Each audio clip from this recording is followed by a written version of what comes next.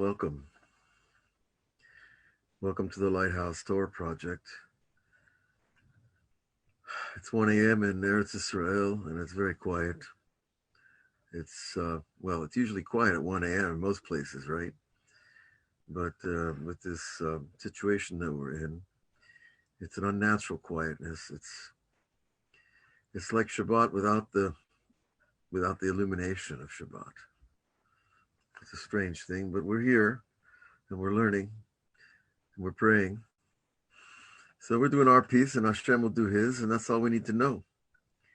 Whatever's happening out there in the big, bad world, we can only do what we can do. But that's a lot when we understand the power of prayer and Torah and good deeds. Okay, we are in our, it's getting to be a long project, right? These Otiot of Rabbi Akiva, the letters of Rabbi Akiva, the language of God in the body of man. We're exploring, for those of you who haven't been with us in the previous, 5 or 6 weeks, we're exploring the way that this great master and saint Rabbi Akiva metamorphosized the letters into the everyday actions of human beings and their bodies, and how the letters represent structures both in the way we're made and in the life around us. Of course, we're talking about a simple life from 2,000 years ago. Anyway, so that is only scratching the surface of what we've been trying to do, because each letter, we understand that each letter that comes out of God's mouth, the Midrash tells us, has angels flying off the back of this. If anybody's reached such levels of meditation, they'll know what I'm talking about. And I try not to pump up the volume too loud, you know. If I don't haven't experienced something, I don't feel the right to repeat it, really, unless I give a footnote, you know.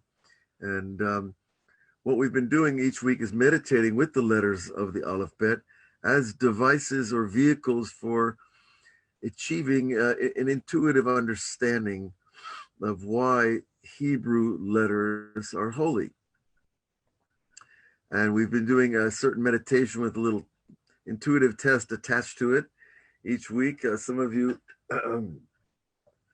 have the source book for this, which is Rabbi Kaplan's translation of Sefer Yetzirah, the book of creation, which is one of the most ancient books. It's also one of the most dangerous books in terms of Kabbalah, in terms of people who are unstable, who should not be learning from such books without support systems in place. In other words, the right friends, the right people, the right rabbis, teachers, etc., to be in our lives. We are opening up worlds of energy fields that we're not well accustomed to.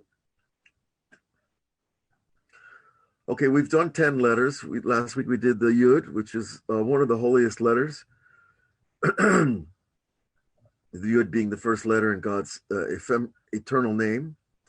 And we're up to the letter Kaf. What we've been doing the last few weeks is learning from a piece of Zohar, an amazing little interview that God does with the letters. And classically, the Zohar anthropomorphizes energies as living beings. Now, that fancy word anthropomorphize means to take an inanimate object and turn it into a human, relatable thing, a living thing. But you see, the problem here is that Kabbalah treats everything as animate. Everything has an energy field. Everything is drawn from the source of all life. So you could pick up a rock. That rock doesn't have much to say to you, probably. But if you knew where that rock had been and where it came from and what earthquakes it went through, and if you knew that that was recorded in its own level of inanimate memory, you'd say, this is not an inanimate rock.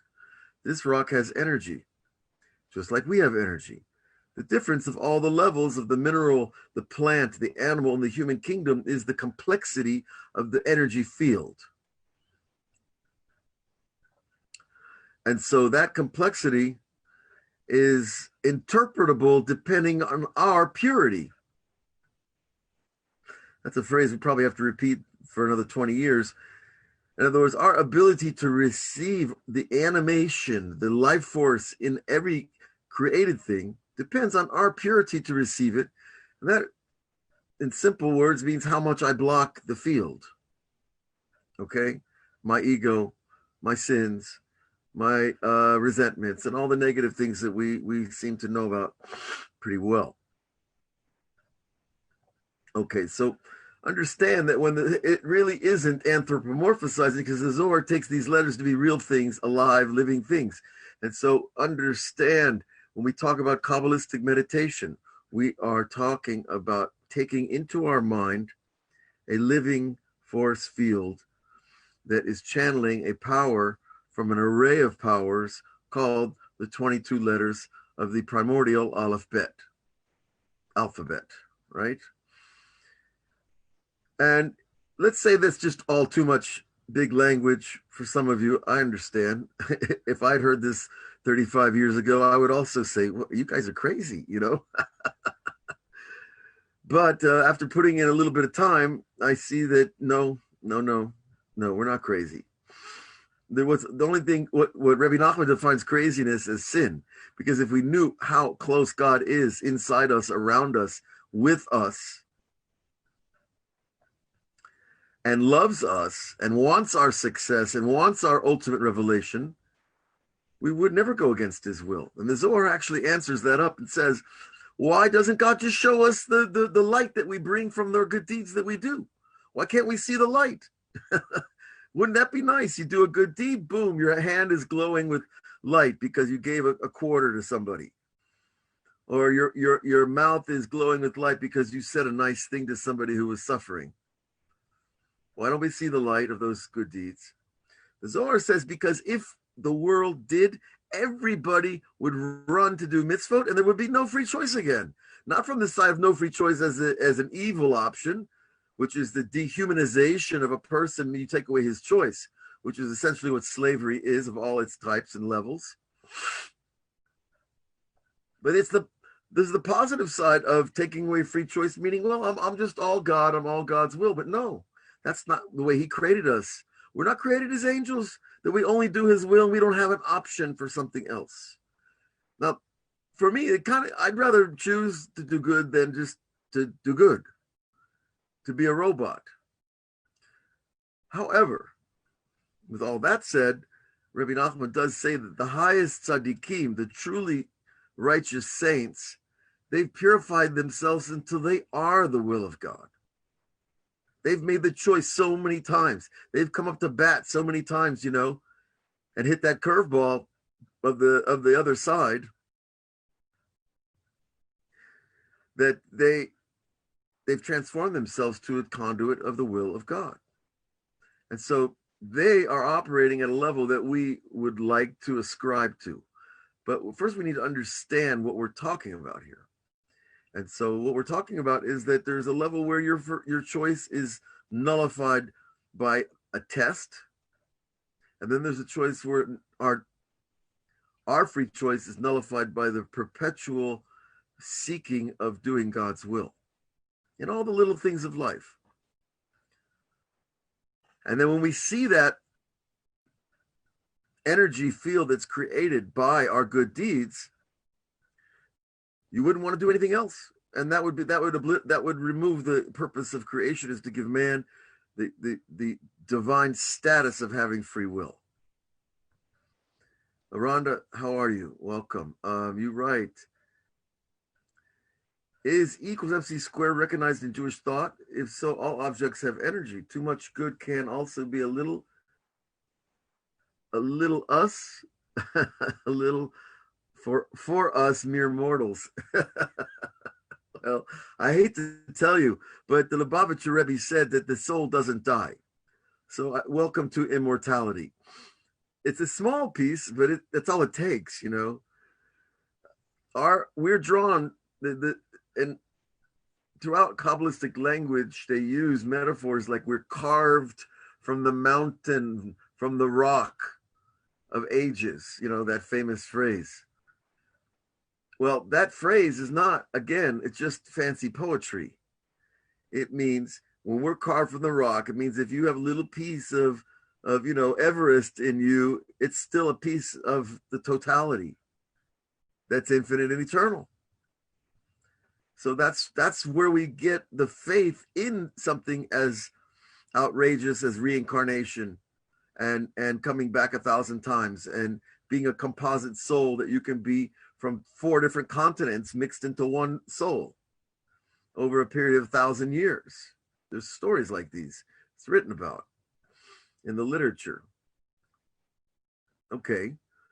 So I'm sorry, Rhonda, we have to welcome you to your piece of the world to come, which is your true you, which is your spark, which is your divine soul in many, many garments, many suits and skirts and dresses and vests and whatever of soul power that surround that infinite to hide it so that you have to find it.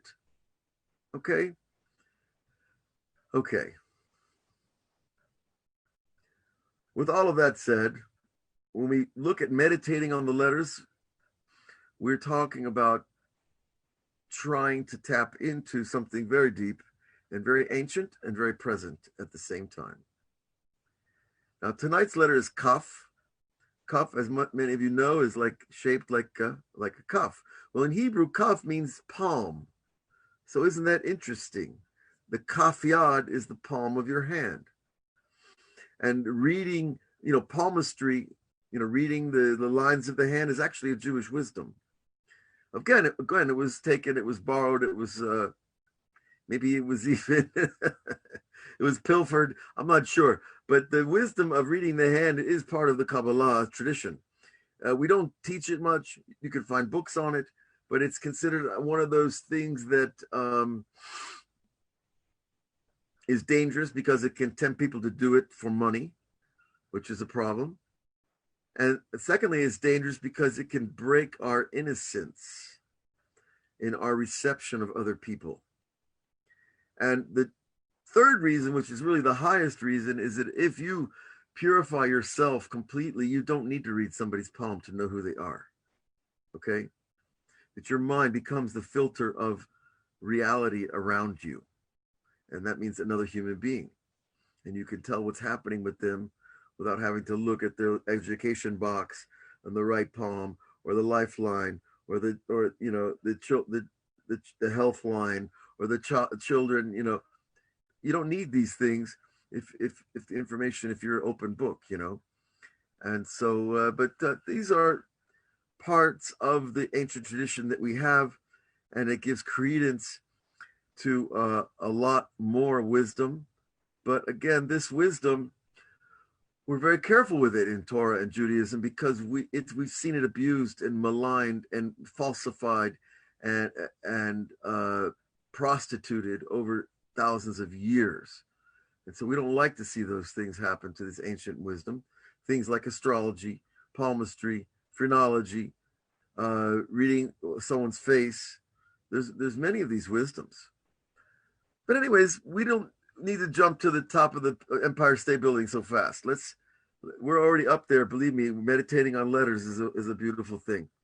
So the Kaf is going to make an entrance before God, like all the other letters do in this amazing little short story in the beginning, the Hakdama of the Zohar, the opening introduction of the Zohar. And then we'll talk about the Kaf some more, and then we'll meditate. So the Kaf is like this. And it's Gematria 20, which has other implications that hopefully we'll come to as well. Bahu shata nachta min kedmoi at kaf me'al korsei yikara. Now this is a different introduction than the other letters are getting. Each one has its own character, its own personality. At that time, when all the other letters were filing through and God was talking to each of them, because each of the letters is making a bid to be the first letter in the Torah. Okay, and that's the setup of the story. So at that time, the letter Kaf came down from deep in space and came before, it really says above the throne of glory. Now, the throne of glory is a central place in the structure of the worlds. We say that's where God sits. It is in the world of the mind. Now, God, of course, transcends the mind by millions of levels, but he could sit on a throne and judge the world. He can sit on the throne and hand out gifts. He can sit on the throne, and the throne is considered the source for souls. Like we use that mountain metaphor. Well, the Kiseh of Kavod, we say the souls are carved out beneath that mountain, beneath that throne. So the throne is not a place you go to sit, okay? You don't go, if you walked into Buckingham Palace and broke through the the velvet, guards and tried to sit on the throne, you'd have some trouble, right? So here, the letter Kaf, it's just another 22 letters. It comes into the throne room of God, and it goes for the crown seat. He hollers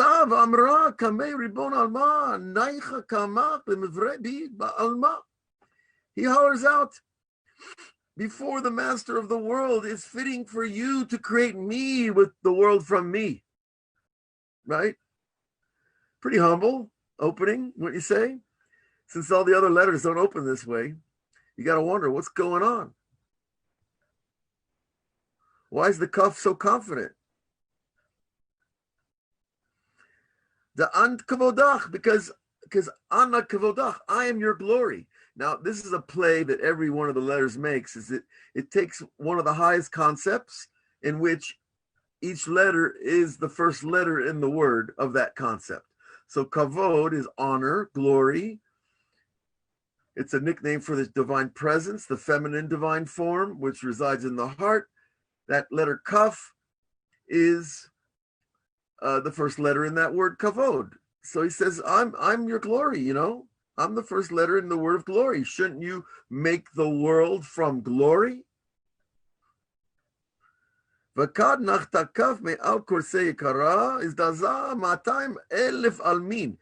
when the kaf came down on the throne of glory, there was an earthquake of 200,000 worlds. Now, what does that mean? Okay, so in Zohar language, a world doesn't mean more planets Earth, okay?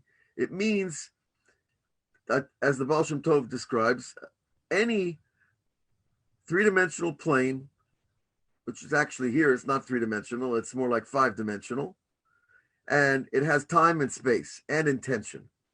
Time means it exists in time. It has space, meaning it takes up some kind of dimensional reality, and it has intentionality. It has an assignment of purpose. That's what intention is. When you assign intention, purpose to something, you're giving it an intention. So a world is that.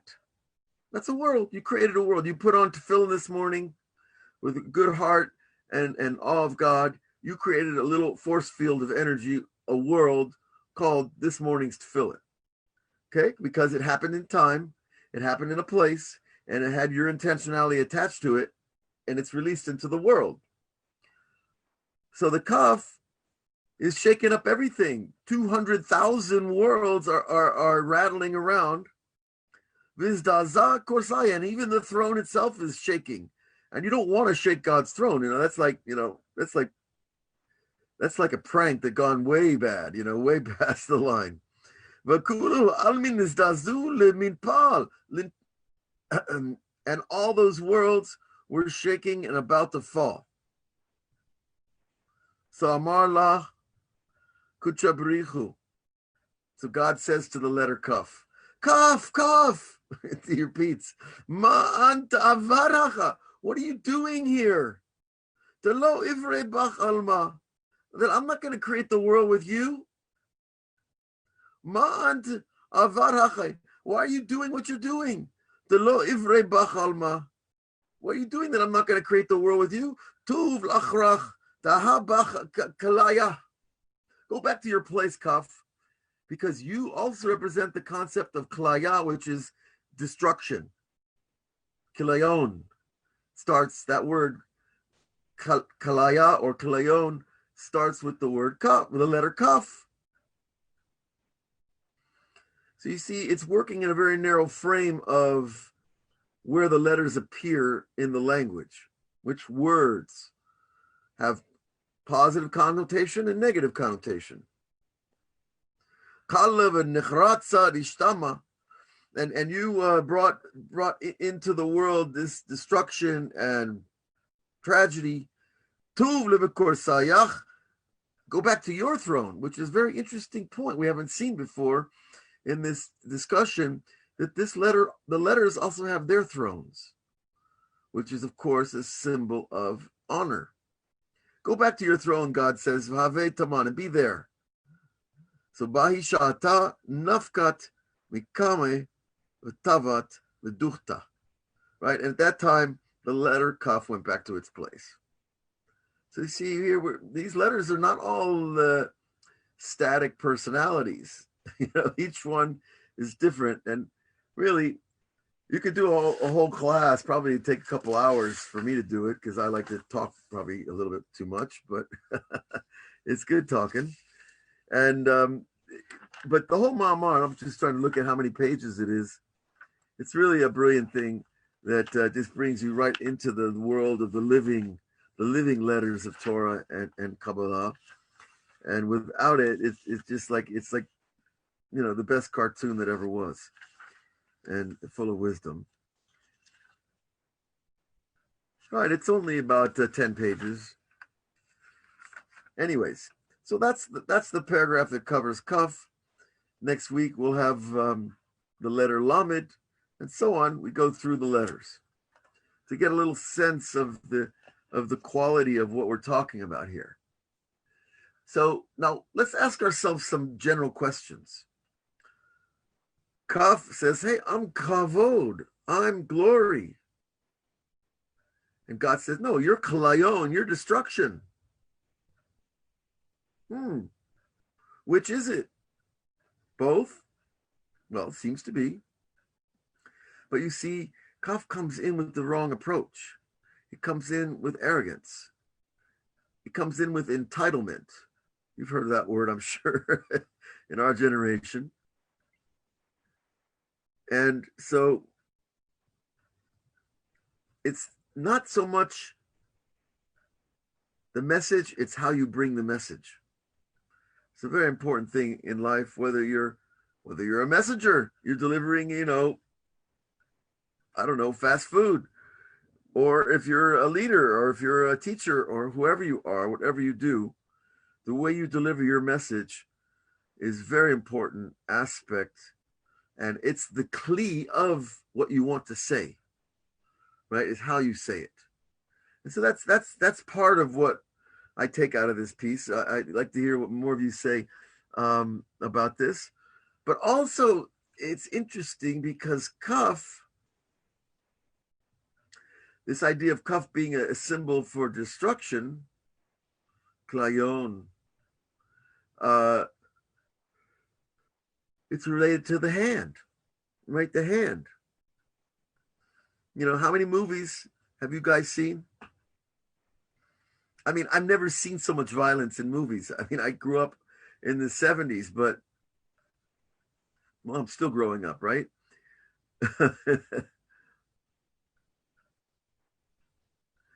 Leonard, very nice, Leonard. I always heard that Kaf is the picture of a submissive person bent over. I've heard something like that too. I just don't remember if it was the Kaf. Let me look at my list. I don't think Rabbi Akiva uses that image.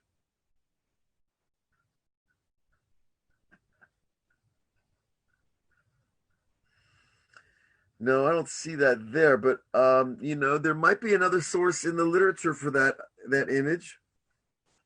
There you go, Rhonda. That's the idea. That this hand can be very kind and gentle and stroke and milatef in Hebrew is to caress somebody, to caress is a very sweet thing.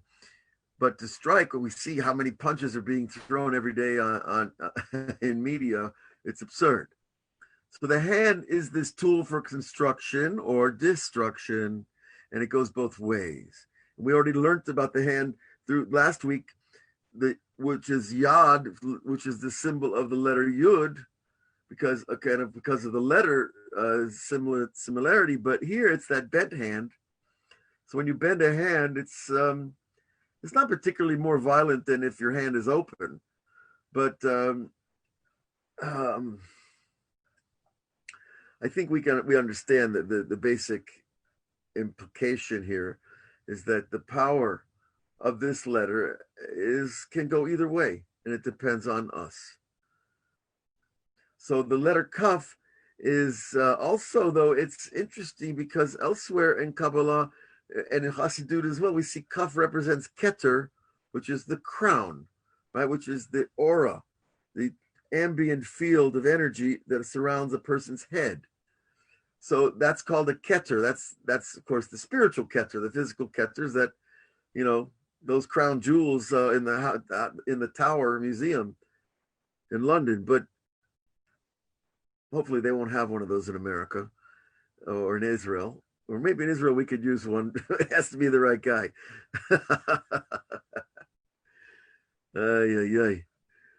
Okay, so but Kaf is also Keter, which is a very proud, transcendent level. It is the level of humility, the level of not knowingness, of admitting one's own lack of knowledge, and how there's only one true knowledge and one true knower, and that we are extensions of that knowledge and knower. So again, the Kaf can go either way. So where do we, Liat writes, how can we learn to see the Keter, our aura? Well, that's a good question, Liat, and many people, someone wrote me that question on Facebook a few days ago.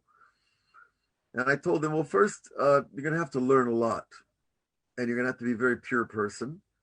And you're going to have a lot of siyata d'shmaya, of course, which means help from heaven. Because to actually see the lights of a person's soul, you have to have a very purified soul. And that purification is not a day or a month or a year, my guess is. I mean, a person can reach a very high level in a very short time, depends on his personal Mesirat Nefesh. Okay, his personal self-sacrifice for God and in the Torah and mitzvot and good deeds. But not everybody can sit and learn Talmud all day, and not everybody can go out and do good deeds all day. So everybody's different. Not everybody can pray 24 hours. However, to reach that level of purity where you can see the lights of someone's soul on their body is usually it's a person that has a gift from birth or from a very young age. And most of the people that I know that have had this gift that I've talked to either get it after a trauma, an illness that they survived, or they had it from early childhood. But you see, in the Orthodox religious Jewish world, these things are not promoted like they are in the bigger world around us. And so it's not something that you want to put up on your window, I'm a healer and I'm an aura reader. Come in and pay your $5. I don't think it's $5 anymore. But look, there are communities that do it, there are communities that my mother used to take us to such a place outside Orlando, Florida called Casadega. So Leah, you're not far from Casadega. But it's a known community of mediums, I think they call themselves nowadays, which is a nicer word, I guess, than seer. It's a little more humble. Or you could also, you could surf it online and see what kind of information you can come up with. But I could tell you that a lot of the information will not be accurate and will be dangerous, because when you deal in this high level of spirituality, you can't afford mistakes. It's like the difference between putting together a bomb and putting together, a firecracker. It's not the same level. So when there are responsibilities for dealing with that level. Okay. Rhonda says it reminds me of a cup, a vessel that has rolled over on its side because it doesn't have a stable base. The contents spill out. Well, that's not such a far reach thematically from the Zohar's rendition of the cuff.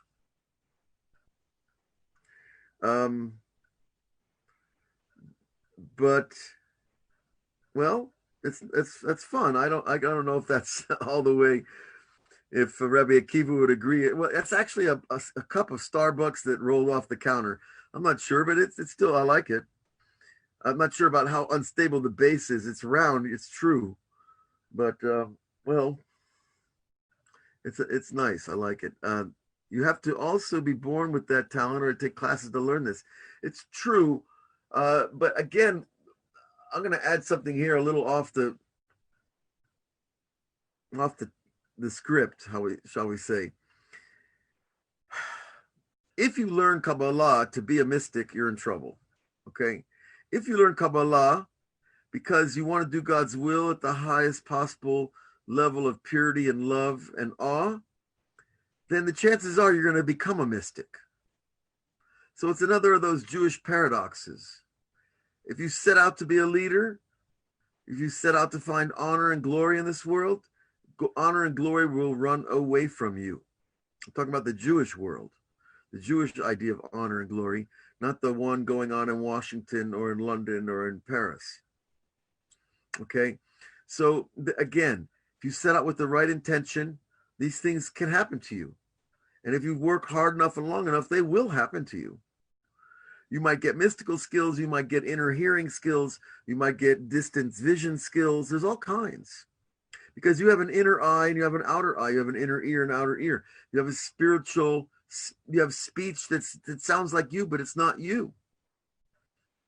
It's when your higher soul speaks through you. But you cannot set out for those goals. If you do, you will not succeed. And you most likely you will suffer and become disillusioned. And I mean, I'm not telling you something that should be strange, but I can say that I've known people that are not on the level of purity that I would respect. And without going into names or behaviors, it's very clear who those people are if you're sensitive and you pay attention. And such people, they're usually very charming and intelligent. Oftentimes they're handsome or beautiful. Oftentimes they talk a good talk, but it's all about the walk, So I assume that you're here on Thursday night with me and that all of you are tzaddikim and, I hope, a rabbi that I honor here in Bat Ayin, where I live, who's probably 80 years old, and he's extremely dedicated person and righteous and extremely learned. And he said to me once, if you go away for a month in meditation and prayer, it's an amazing thing. It's a beautiful thing. You could come back a much holier person with much more insight. But if you tell all your friends that I just spent 30 days in a cave, you should ask, well, why are you telling me? See, because if you still have the urge to tell people how great you are, then, come on, we're not even in the game. We're still children trying to compete to sit in front of class, and we don't want to go there. And we can't go there with Kabbalah. You can go there. You can be the greatest lawyer and the greatest, doctor. And we see where those professions get you. You get to sit on the board of the WHO. Good luck. But here we're choosing. This is the highest of the high. This is the purest of the pure. If you want to be here, you want to be here because of your love and your awe of the Creator, and because you know that this is the best thing you can do with your life. And what comes of it will come with it. Will come of it. And if you don't become a mystic, so what? Be a good person, be a good Jew. That's a high enough order for me. Let's see. Now,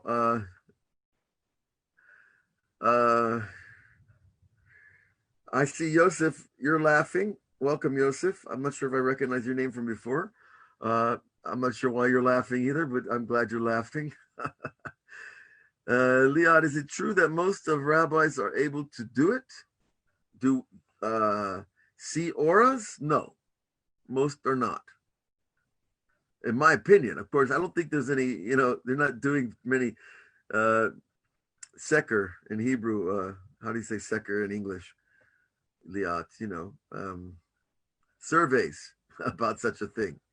Because if you do have these gifts and these skills, you don't go around telling people. You use it the way, where and when and how God wants you to help people, not to make a buck, not to be famous. Rhonda writes, we had a Jewish teacher in high school because the light from people's we had a Jewish teacher in high school because the light from people's auras bothered her. Well, I would say give her my phone number. We'll talk to her. I don't know how long ago high school was for you, Rhonda, so we can leave that on the side. But no, listen, God doesn't give you a spiritual gift to destroy you or to make your life miserable. But you have to have the vessel to handle the gift. And the vessel to handle the gift means that you can be yourself and still have high spiritual insight. But you have to be able to be yourself. That means you get up and you go to work and you do you do your work faithfully and honestly and with integrity, and you come home and you're nice to your wife and you do the dishes and you help with the kids and you do everything that everybody does or should do, I think. So that is the measure of our spirituality, is how grounded we can be here, even if you do see people's lights. So, there's this, people can see the lights but not be able to interpret them. So what good is that? I see that you have, a green aura with a yellow face and blue arms, or what, so what? If you can't interpret it and know what that means, then your insight is still, well, I would say undeveloped, because you have to be able to interpret. So, these things are interesting, they're fascinating, but they're certainly not the focus of Judaism, right? Ariel writes, most rabbis can't do it and don't believe in it. Please explain what you mean, Rhonda. That's interesting, Ariel. I probably would not disagree with you. I don't believe in it. I'm not sure. I think a lot of rabbis do believe in it, but they don't want to talk about it because it's not where they're at. It's not their job. It's not their focus. Here we are. It's Thursday night in the middle of the night. We're learning Kabbalah, and we're hopefully going to have time to meditate if we stop talking. And so I assume that we're the type of people that don't want to develop these powers. But again, you have to have the right reason. So when you feel energy and it's not related to the five senses, what is it? Well, it might very easily be someone else's energy or the energy of your deeds knocking at the door. Or it could be energy that's left over from people that were in the room before you or that lived there before you.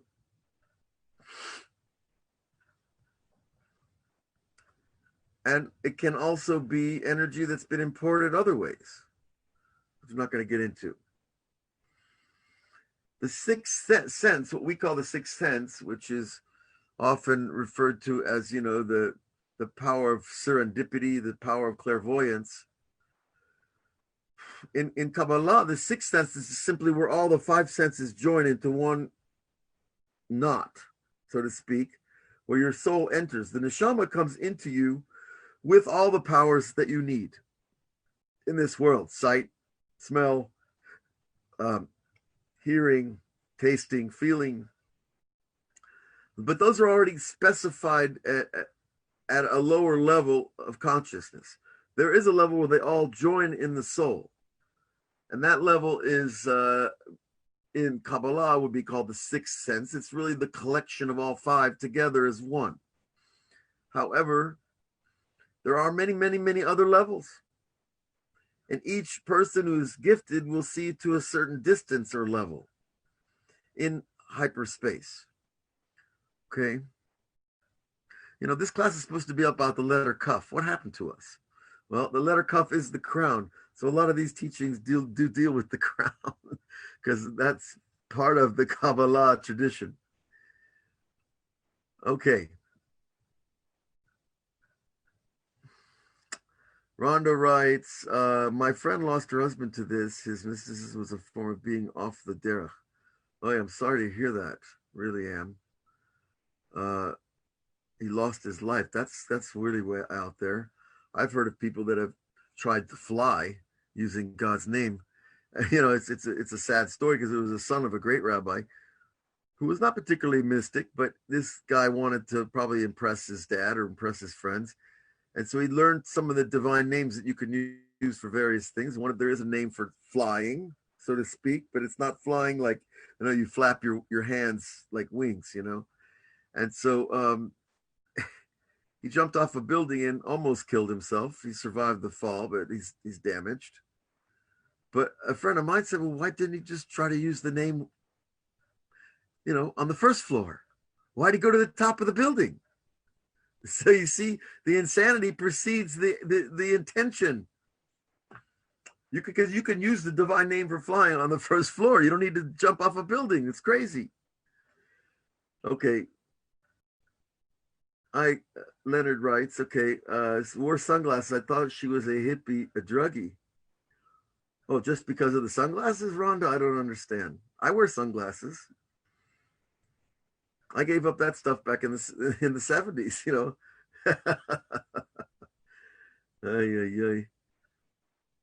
Hedagoda, Geraldine. Oh, I like your name, Hedagoda.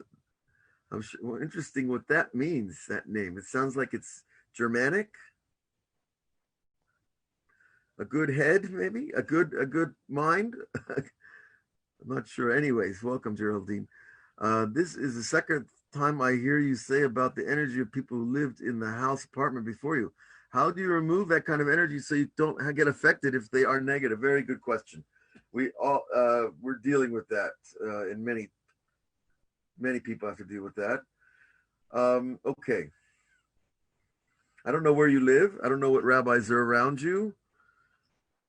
The first thing you can do is put a tzedakah box in your house. The second thing you can do is check your mezuzahs. Okay, especially the mezuzot on the outer doors, because those are the mezuzot that are required by the Torah, and the rabbis added the inner room mezuzot. So those are two things. If you have a basement, check the basement. If there are crosses in there or any other forms, even a little Buddha statue, a little cute Buddha that you got in the airport in Mumbai, no, got to remove all that stuff. Because again, if a simple letter, which is just a two-dimensional shape on a page, has life force, energy, power transfer abilities, then certainly a 3D image of some chubby old guy that everybody because it's not the 3D image of the chubby old guy, I'm trying to stay away from that description, but the point is that people bow down to the image and they assign power to it. Understand? Understand it. It's the human devotion to the thing that makes it forbidden. If people never bow down to Buddha, I once took a tour to Tzfat, for people that are meditators and, very insincere people. And there's one of the people was also into Hinduism, and she had a little devotee thing in her hotel room with a little Buddha. And I was like, oh my God, what am I going to do? These are my clients. I can't just run her out of the hotel, put her back on a boat to India. But we sat down and talked for a long time. I tried to explain to her some of these ideas. So, because when we give devotional energy to a thing, the thing takes on the energy. And if it's not devotional to God, like a cross or an image of a guy in a cross or this little chubby guy from India or whoever they are, whatever it is, the sacred cow, it doesn't matter. You give it power and then you lose your power. And our power is from Hashem.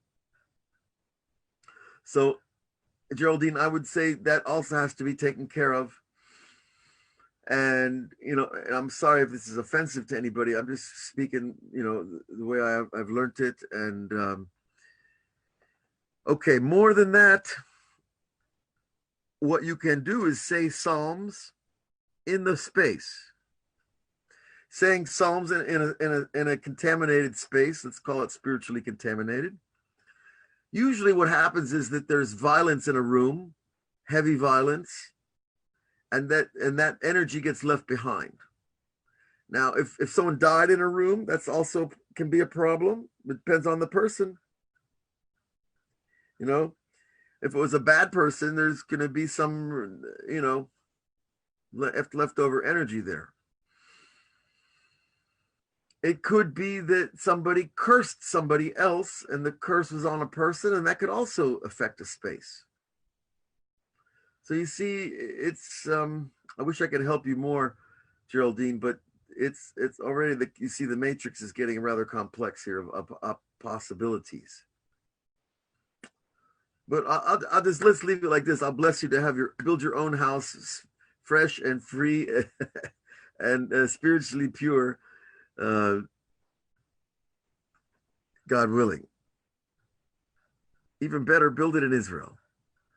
But really, some people will put up, look, putting up pictures of tzaddikim is a good thing. You see in my office here, maybe you see, maybe it's a little dark tonight. I put up the mystical lights, but I have pictures of rabbis around the room because that inspires me. And also there is our teachings about looking at the faces of these rabbis. So having holy images in your space is also good. The Lubavitcher Rebbe is one that people have because it's from our generation, more or less. And other rabbis that you might be connected to. Then there are mandalot, there are shvitis, they're called, where they take the Lamnatzek Mizmor David Tehillim, and it's written out in the form of a menorah. People put those in a room. People can burn incense. I burn frankincense here because it's good against COVID, and it's actually an immune system builder. Frankincense was, in the times of the Bible, frankincense was more expensive than gold. Okay, and as I understand correctly, today the one of the Arab Emirate states of Omar, it's called. They still grow frankincense bushes, or they're like little bush trees. But you can order it online. Having holy incense. Now, unholy incense means incense that they use in the service of, all the gods in India, and there's a lot of them. So you don't want that kind of incense coming out of India. So, but good smells are also a positive impact on a space. So I think you got a lot of homework there, Geraldine, but God bless you to succeed in what you have to do. Liat writes, so if I have a Buddha head in my house, I should remove it? Well, what do you think, Liat? I mean, I don't think that I'm certain that you're innocent in your intention. It's probably an art object for you, but I wouldn't have that in your house.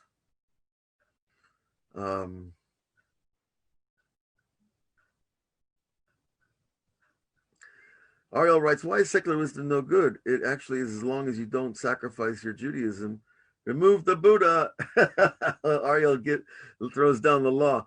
Well, Ariel, your question is a huge question about secular wisdom, because there's many, many types of wisdom, and it's really not for our discussion this evening, but maybe another time we could have a class on it, because there's full Torahs about it, and it's a complex issue.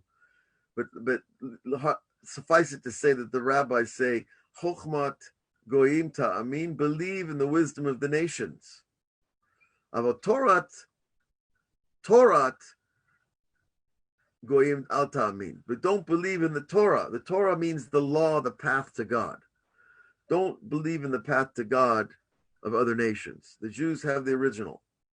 When it comes to wisdom, sure, if you want to fly to the moon, you better talk to some NASA scientists, and et cetera, et cetera.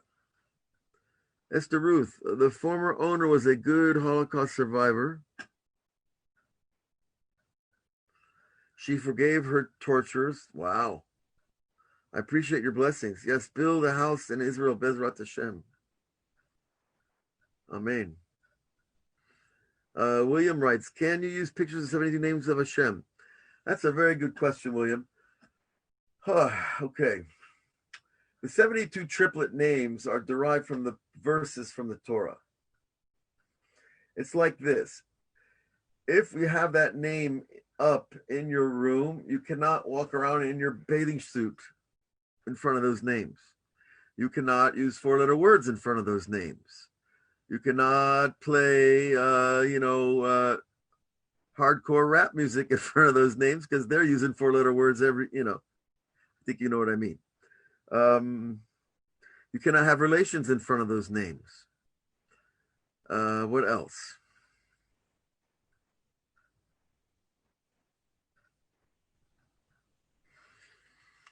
Obviously, you wouldn't want other impure things in that space as well. Impure things can be like dead animals. Okay, I imagine that's not probably on your list of your home decoration list, but that those things are impure. And anything that carries a spiritual impurity according to the Torah, you cannot have in such a space. So if I would say, William, that make yourself a space that's your prayer, learning, meditation zone in your house, your own room where that's what you do there. It's a holy, sanctified space.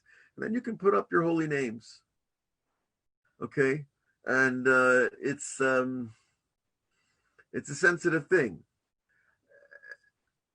I don't think God's going to come down and strike somebody, if they get, if some of these things happen. But I think that we are attempting very high levels of sensitivity, and we have to be sensitive to be sensitive. Oh, that's a syllogism, right?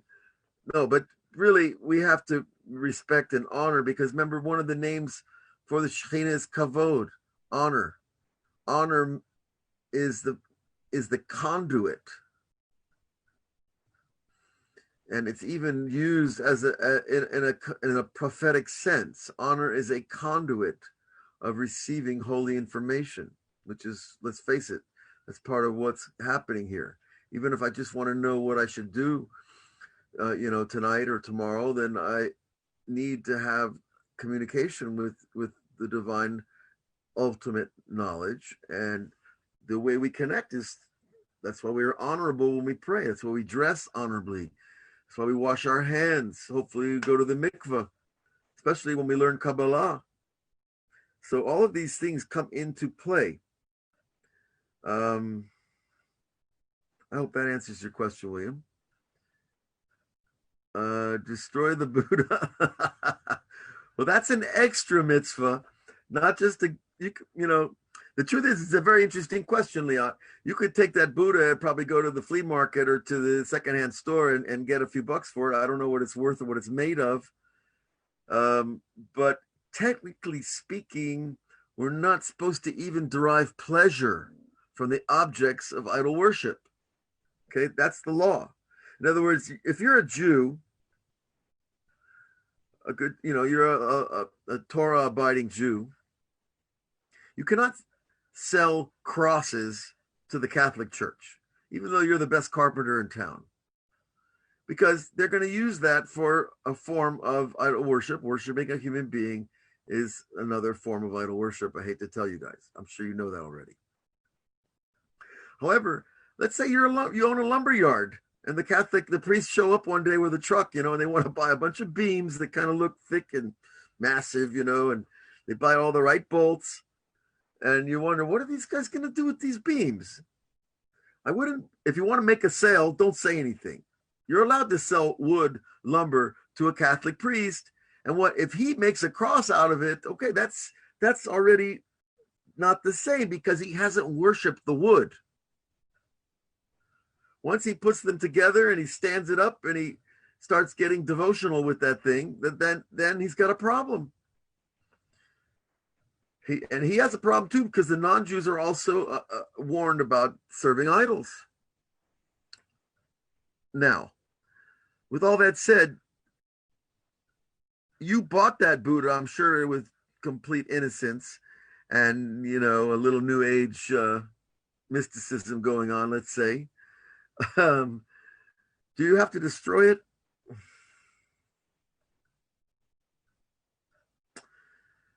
What can I tell you?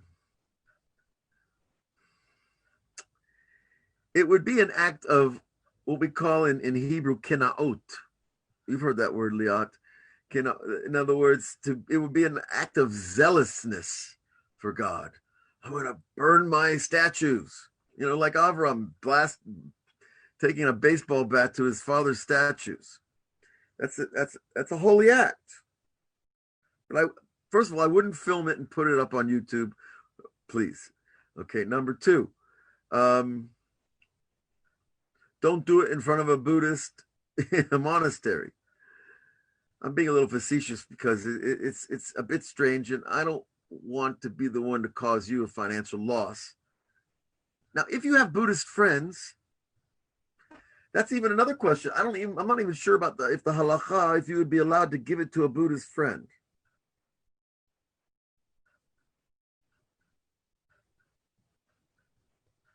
That is an interesting question, because as a Jew, as a God-fearing Jew, I don't want to cause other people to do things that are not good for them either, right? And just because the Hindu has not been educated properly, or the Buddhist hasn't, his religion has so many beautiful teachings, but it's not the way, as far as from my perspective as a Jew. And I'm 500 million Chinese Buddhists, or let's go to the top. What's that? The fellow from Nepal's name? Gosh, slips my mind. You know what I'm talking about. The Dalai Lama. I'm sure he's a wonderful human being in a lot of ways, and I have no question that he's done a lot of good for a lot of people. Doesn't mean that you can use the statue, okay? And you can't make a profit on it. Can you put it out in the yard, or not in the yard? Put it out on the mailbox. I don't know what to tell you. Because you can't. The halacha. Look, when Jews came in and took the land, they were ordered by God to destroy all the altars that the Avodah Zarah people built were impure. The altars where they used to bring sacrifices. They were destroyed. They're ordered to any tree that was served or idolized was to be cut down. This is a serious thing. These are biblical standards. And, I'm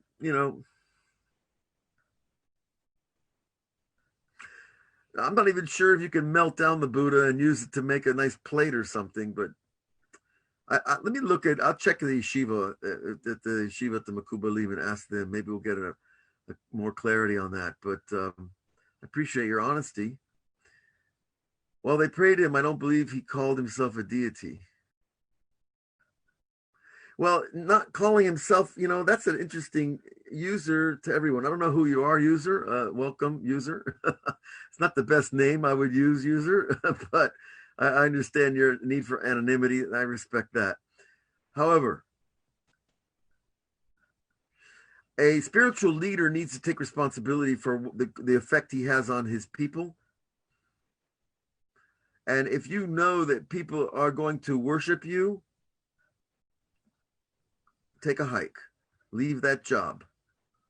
Do not hang out in that monastery if people are going to make you into God, because ultimately there is a relationship that's going on here where our job is not to fool people, and to you don't want to be giving people the impression that you're a deity, and you have to make strenuous efforts at that, and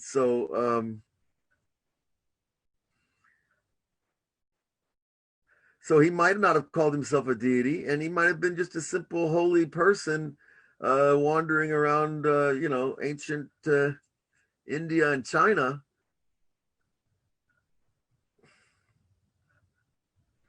I don't know. It's a good question. I appreciate you bringing it up. You're definitely not allowed to own it, and I would definitely remove it from your house, Liat. I just don't know, uh, if you want to. Probably God will send you more money by not trying to benefit from that object, that icon, and just if you want to put it in the fireplace, well, I don't know what's going to happen with that. I put it on my balcony. I have memories around it, though. Oh no, memories. We're not going to go into those memories, but if you put it on your balcony, then maybe somebody else will bow down to it. I'm joking. Enough. I'm getting silly. I'd say put it on the front, on the curb, and across the street or somewhere else, and let someone else deal with it. I don't know. Okay. There was some other point though. It would be like putting a stumbling block in front of a blind person, Dalai Lama. I'm not sure. Yeah. Okay. There's no connection there. But yes, we are in modern days. Yes, but we're not trying to keep a modern Torah. Okay. The Torah is above time. Thank God.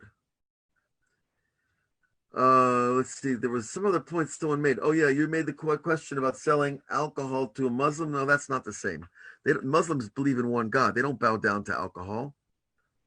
That's alcohol is just a substance that their law prohibits.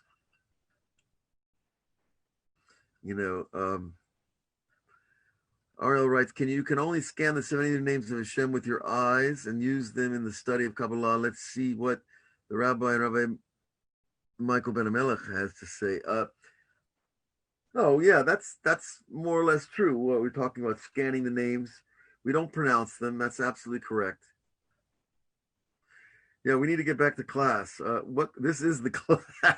This is, okay. Well, we're at 2:00. Let's try to clear the mind a little bit here.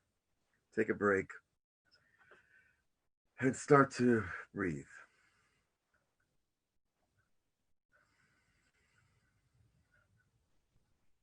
Get comfortable in your chair. Turn off all your devices.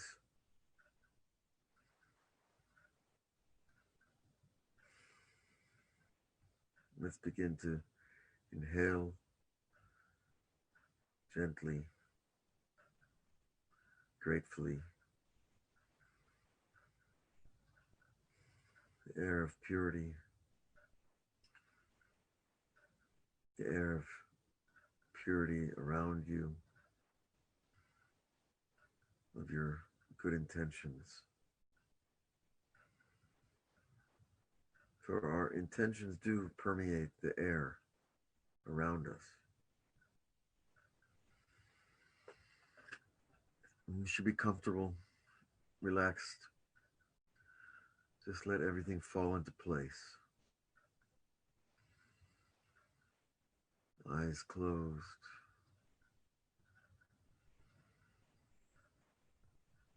Quieting the soul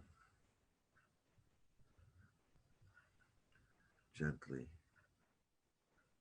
as if going to sleep.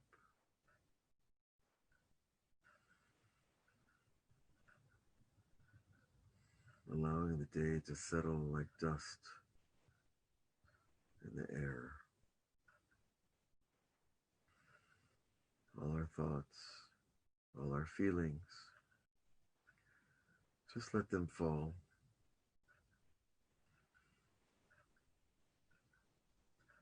Let them fall away like leaves from the tree. All that is left of life is really our soul and our Creator. It is all we ever really had. And really, we need nothing else except for that which he wishes to give us to serve him.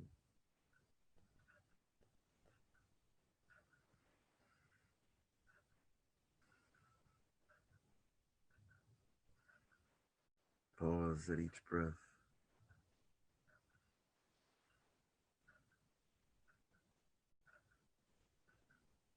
Experience the moment of not breathing, as if life is stopping.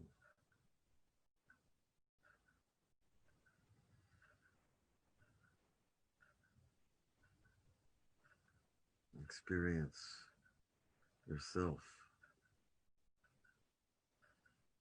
as living being in the midst of a living being.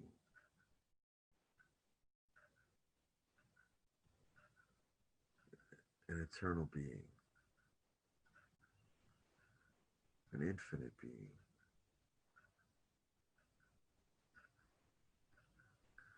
We live inside God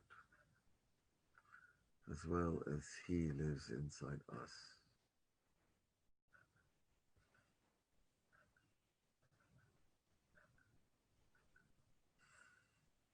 Release any glory that you might feel you have earned. Let it go. Release any entitlement that you feel you have coming to you. Like the letter Kaf,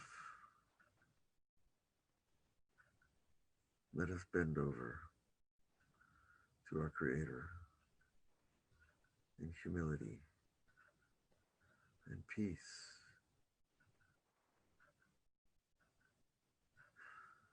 Silence the mind from all the noises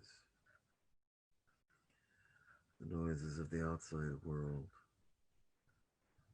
the noises of the inside world.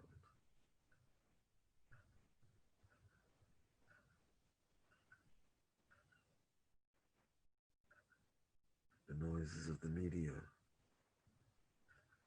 the noises of our neighbors.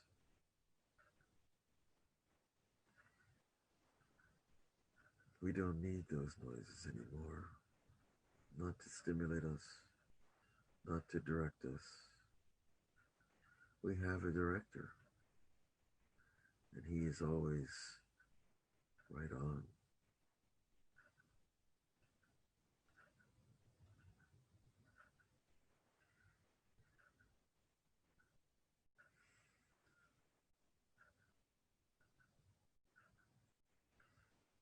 See the holy cuff in your mind. It is a hand, half closed. It is a crown.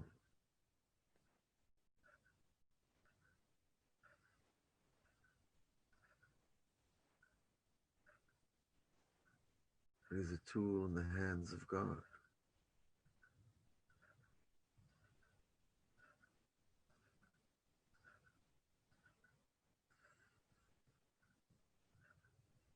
It lives with the life you give it.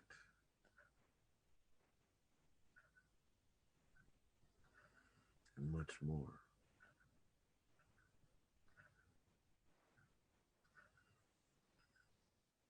Ka.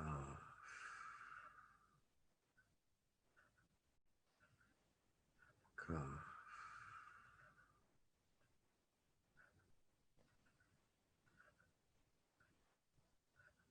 Ka.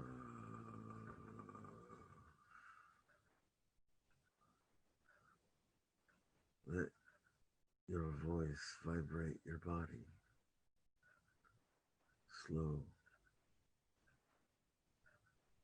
gentle, a vibrational massage. Ka.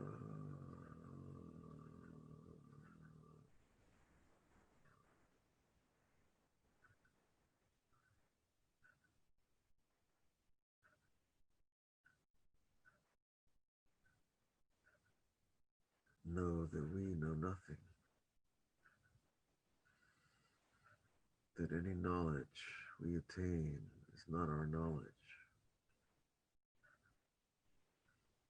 but the knowledge of the one who gives all life.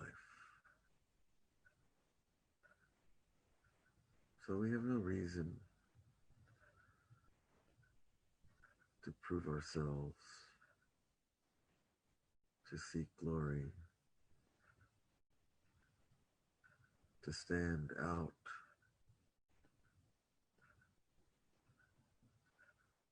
to be noticed, to be seen. We are already whole, fine, complete.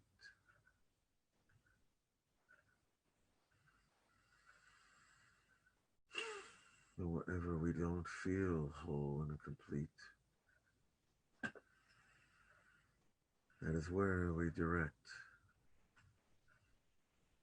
the life force of love.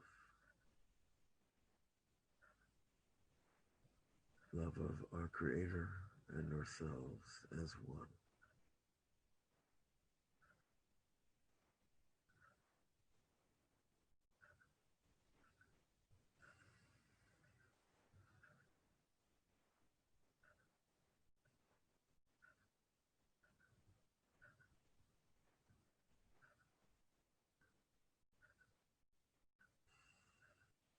Kaf is the numerical value 100.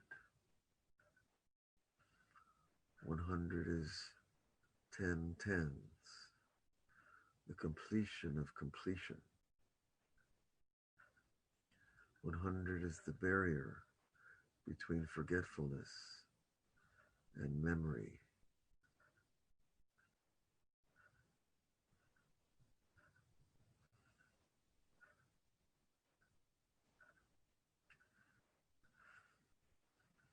100 is the letter Kuf, which we will learn about soon.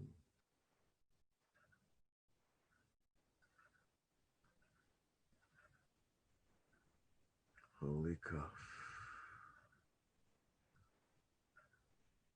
crown of the king.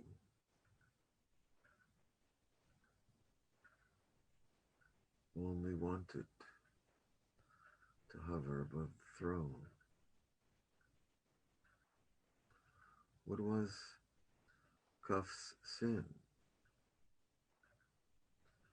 It only wanted to be God's crown, to glorify the Creator.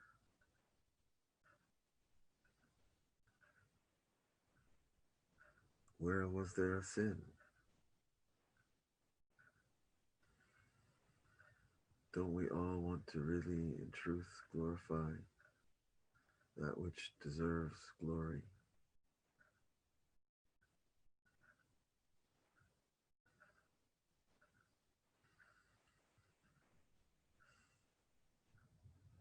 It's something inside wants personal glory, and it hurts when the glory is given to someone else or something else.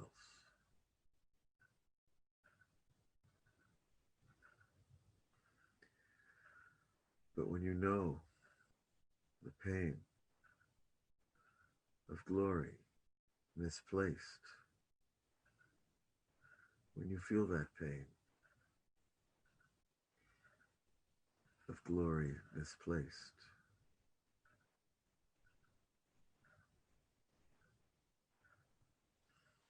then you know something of what our Creator feels when people serve idols, when people give glory to something else.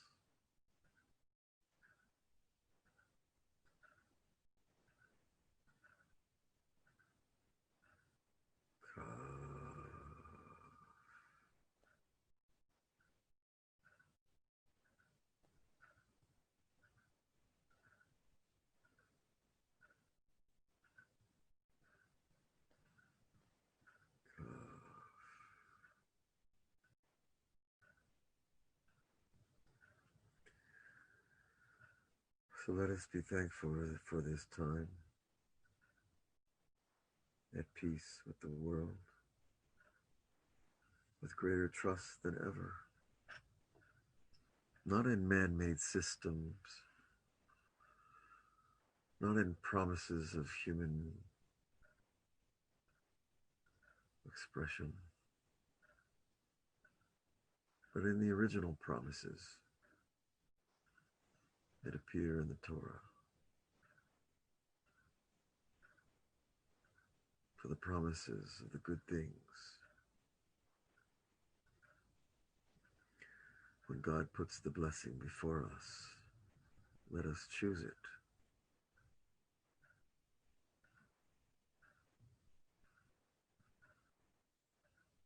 Become one with his blessing. And you become a blessing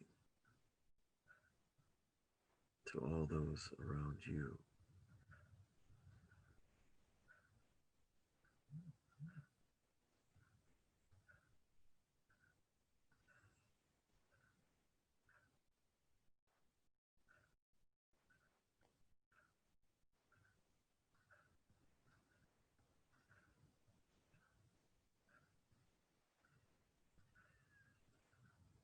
So let us return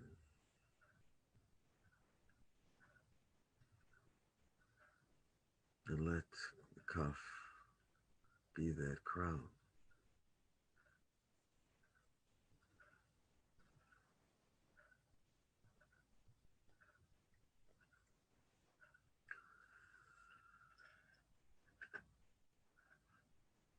And just as every letter has a throne, every soul has its throne. Let us be happy with what we have. And what will come to us is what we need. And what does not come to us, we do not need.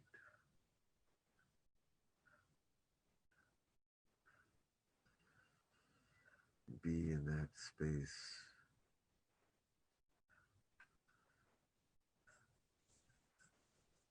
where our only need is to elevate God's glory from this fallen world.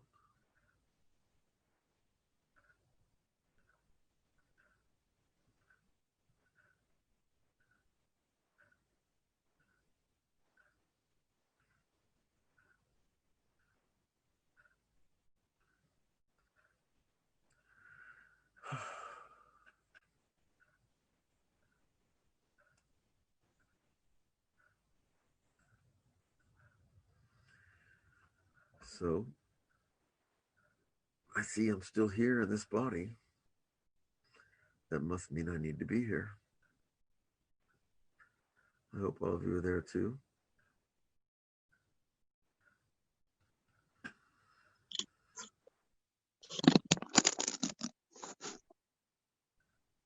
I see we have some more comments. Liat's still laughing. Good. I have a Good. few. Hi, Rondo. What you would like to share? Sure.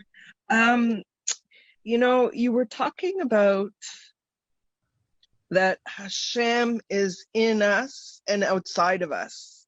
That's correct.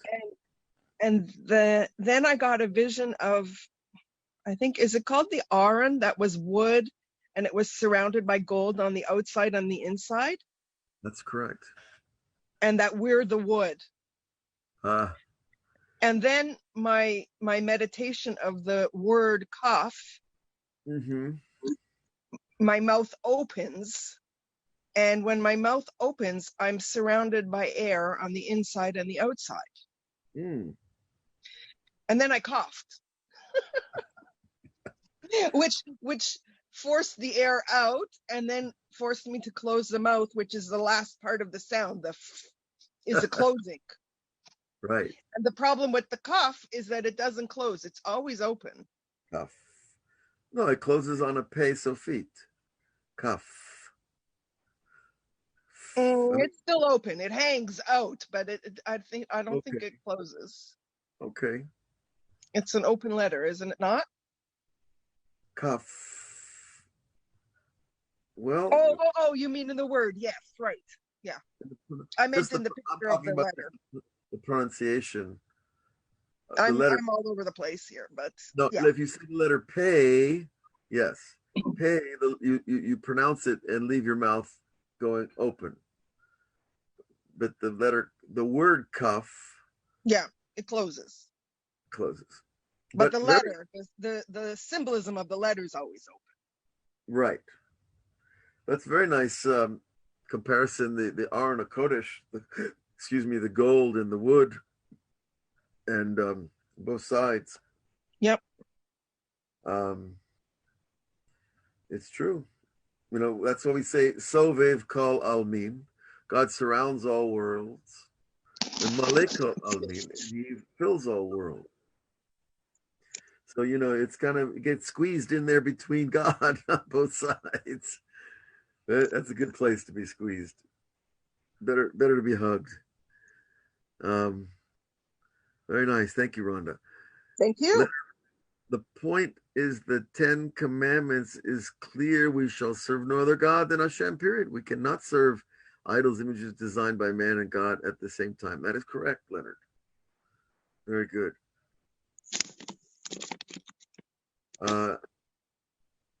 Okay.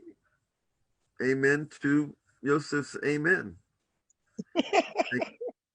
Thank you, Cindy. And the final fey, yes, the air just leaves, not necessarily is the mouth closed. Fey, that's correct, yes. Right. Thank you, all of you. How are we doing? It's 2:20. It's past my bedtime. Well, We that's could a say good Shabbos or Shabbat Shalom to you. Shabbat Shalom to all of you, and have a wonderful week. And you should be protected and blessed. And make sure to take care of the lighthouse. And we will be back next week. And I guess we'll keep going with the Aleph Bet. We're on a roll here. I mean, my hope was we'd do a couple of letters, but I see that each night has its. Tonight we spent a whole, quite a portion of the class on mystical ideas, and so I think that was useful, and that's what I'm here for, and that's what people need to hear and talk about. I mean, I hope no one was irked by going off the script too far, but we'll be back next week with the letter Lamed, and Lamed is a powerful letter, obviously, and maybe we'll get in a few letters. We should. Well, we hope to. Maybe Mashiach will come before we finish. I don't know. But it's my privilege to be here with all of you and be blessed with only good things. And even if not good things happen, find the good in them and you will turn them around. Shabbat Shalom.